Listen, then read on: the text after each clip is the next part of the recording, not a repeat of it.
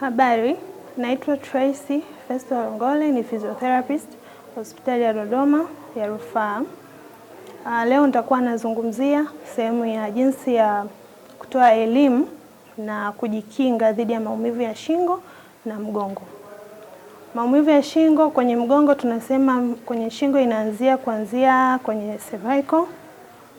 Hapa mgongo wa juu unaanzia kwenye cervical mpaka kwenye thoracic, kwa ambapo utapata maumivu kwenye mgongo wa juu ambayo inajumlisha na shingo, lakini kwenye maumivu ya chini tutapata kwenye chini hapa kwenye kiuno mpaka kwenye hizi nyonga, au ni maumivu ya chini. Sasa jinsi gani ya kujikinga dhidi ya hayo maumivu?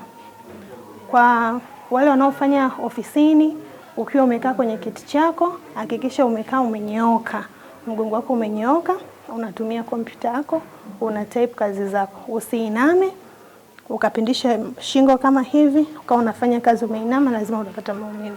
Lakini kwa wale ambao wanatumia simu, pia usitumie simu ukiwa umeinamia. Simu inashauriwa kutumika ikiwa usawa wa uso wako. Hapo utajikinga na maumivu ya shingo.